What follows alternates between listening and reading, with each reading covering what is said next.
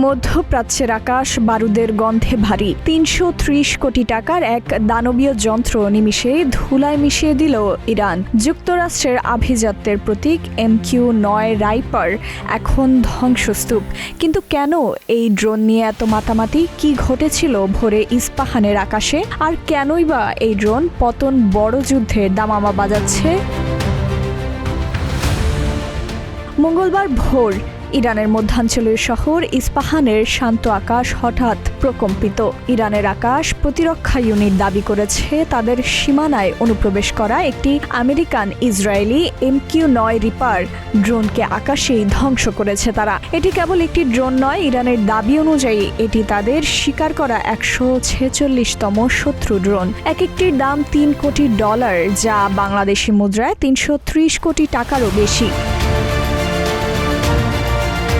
ড্রোনের পতনই শেষ নয়, এর পরপরই শুরু হয় পাল্টাপাল্টি আঘাত। মার্কাজি প্রদেশের মাহাল্লাত শহরে প্রজেক্টাইল হামলায় ধ্বংস হয়েছে 3টি আবাসিক ভবন। ঘটনাস্থলেই প্রাণ হারিয়েছেন অন্তত 11 জন। ধ্বংসস্তূপের নিচ থেকে এখনও আসছে কান্নার আওয়াজ। অন্যদিকে উত্তর পশ্চিমাঞ্চলীয় জনজান শহরে আঘাত হানা হয়েছে বিখ্যাত আজম হুসাইনিয়া কেন্দ্রে। পবিত্র সোনালী গম্বুজ আর মিনারে আঘাত হেনেছে ক্ষেপণাস্ত্র। তেহরান থেকে ইস্পাহান, ইরানের প্রতিটি কৌশলগত স্থানে এখন সাইরেনের শব্দ আর যুদ্ধের আতঙ্ক।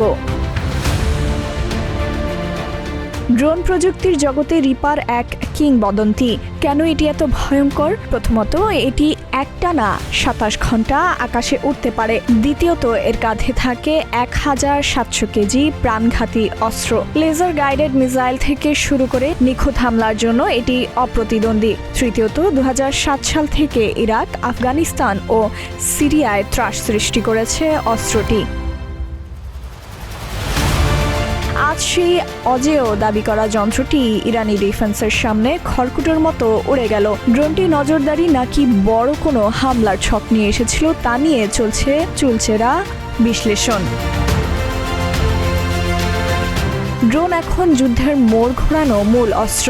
আমেরিকান রিপারকে চ্যালেঞ্জ জানাচ্ছে তুরস্কের বেইরাকাটার TB2, যা ইউক্রেন যুদ্ধে রাশিয়ার ট্যাঙ্ক ধ্বংস করে চমকে দিয়েছে। আরও আছে তুরস্কের TAI অ্যাঙ্কা, যা 30 ঘন্টা উঠতে পারে। চীনের উইংলুন 2 রিপারের চেয়ে সস্তা হলেও 32 ঘন্টা আকাশে থেকে 12টি মিসাইল ছুড়তে পারে। আর পিছিয়ে নেই রাশিয়াও। তাদের ওরিয়ন ড্রোন এখন পুতিন বাহিনীর প্রধান ভরসা।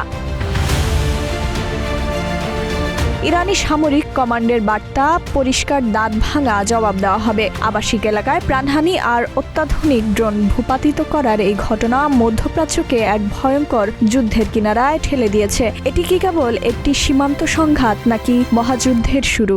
বিশ্ব তাকিয়ে আছে তেহরান আর ওয়াশিংটনের পরবর্তী পদক্ষেপের দিকে। ডেস্ক রিপোর্ট, প্রতিদিনের বাংলাদেশ।